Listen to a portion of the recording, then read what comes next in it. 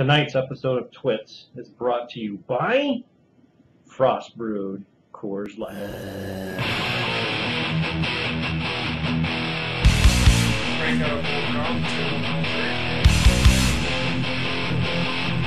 Hello again, everybody, and welcome to the Week 6 edition of TWITS.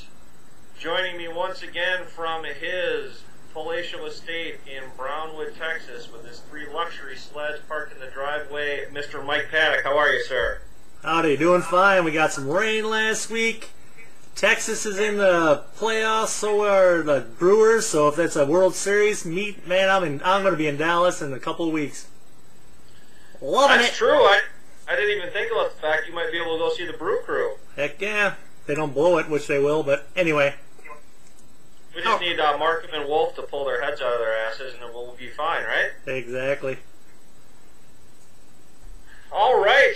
Well, let's get right here to business, Mike. A busy time of the year, like you mentioned.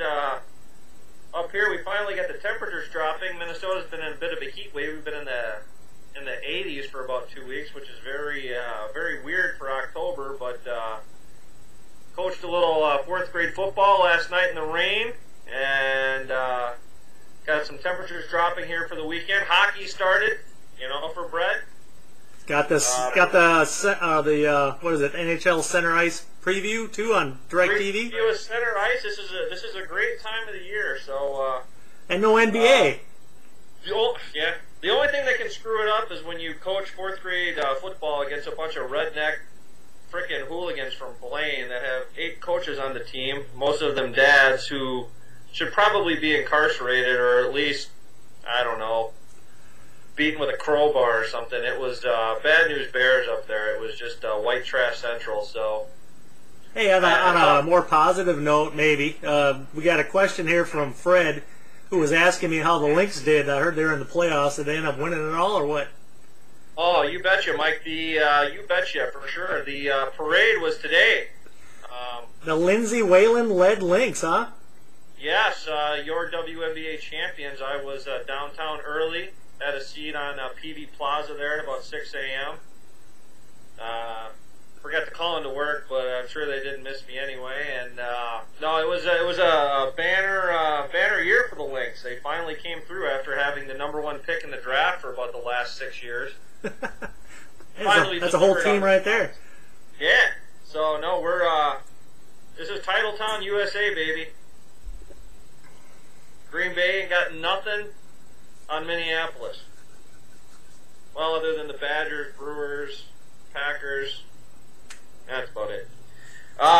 Mike, let's get to the business at hand here, the Week 6 edition of TWITS.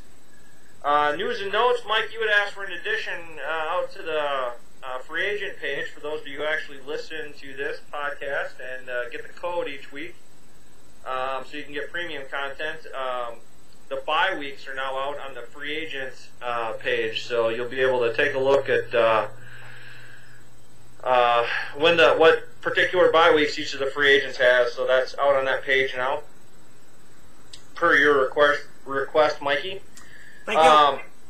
Yep. Let's take a look at a little segment, Mike, we like to call, I believe, the Weekly Rewind. Last week, the 5 usual matchups taking place. Matchup number 1 saw Fred, I believe, on Monday night. Got some points out of his kicker and tight end to take out Timmy 51-48. Dwayne Bowe with a couple of touchdowns was the leader for Fred there. Wayne came close to the 12-pack, but once again, we got nothing 12-pack wise. 65-40 over arch nemesis Evan. Adrian Peterson's 3 tutties paving the way for that victory. I'd hate to be in that household this week after that happened. Well, yeah, that's you could hear a pin drop. You know what I'm saying, Mikey? Thad takes the squeaker over Ho, 56-52. The law firm chipping in with 18. The commish, speaking of hearing a pin drop, takes out Mike 55-40. Battle of the quarterbacks there. Cam Newton over Drew Brees 17-13, but the commish squeaks out the W there, and Tom continues his rampage through the Shuffle with a 60-45 victory over the Stephen Goskowski-led Mickey team. Once again, 60-45 in that one. So that is the week that was, Mike. What do we have coming up on tap? Well, this week on tap, we have 2 4-win teams going head-to-head. So someone's going to take a loss or a tie here. We got Thad at 4-1 with 267 points going up against Wayne with 315. So we got about a 50-point differential there.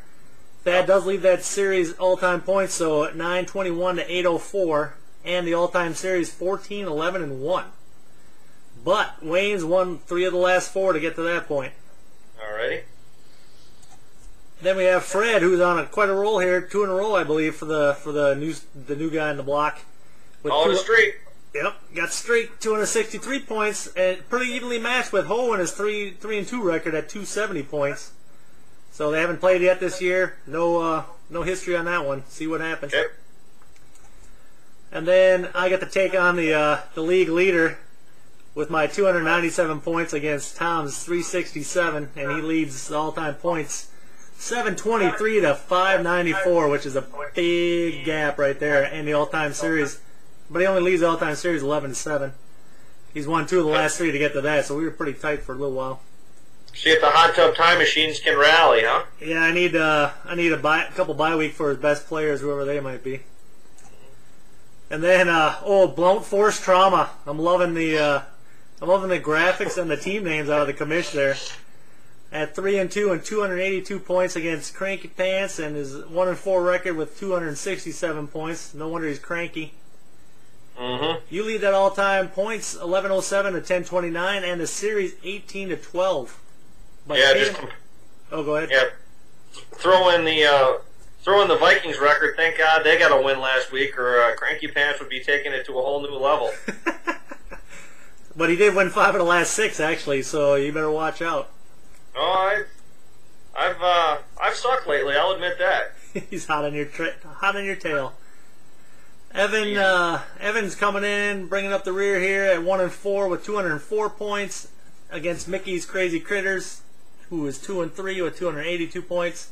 Mickey leading that all-time series 1,066 to 914, and the all-time series 21 to 9. Wow, Mike, did you know in that series, Mickey, 16 of the last 22 times has come out of that series with a victory. And I gotta wonder how many matchups they've had.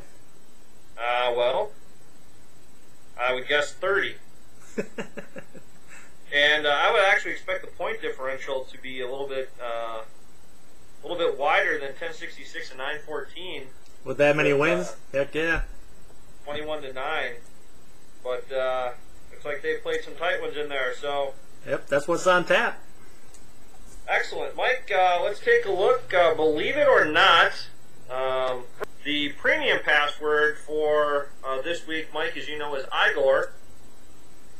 And then starting next Tuesday for week 7, if anyone wants premium content, all you have to do is type in the password of Bach, B-O-C-K. Once again, a seasonally appropriate password. Mike? Like Shinerbach? Correct. Or Rhinelander Bach. All right. Tonight, Mike, premium password in the northern tier brought to you by Point Oktoberfest. Oh, I like the Point. It's a Martin-style beer. I'm busted into the nitrous can of Murphy's Stout. After a hard workout and a big loss by the Brewers last night. Need this. Absolutely. That one was over early.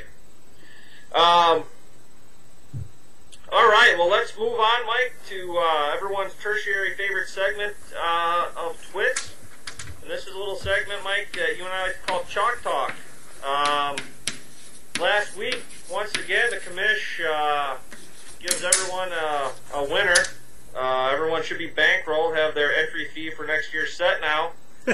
Western Michigan laying 10 against Bowling Green, and they proceed to roll up the Falcons 45-21 to move the commish to 4-0 in Chalk Talk. And Mike, we're going to move out of kind of the mid-major level to the big boys this week, and we're going to take a look at some SEC action.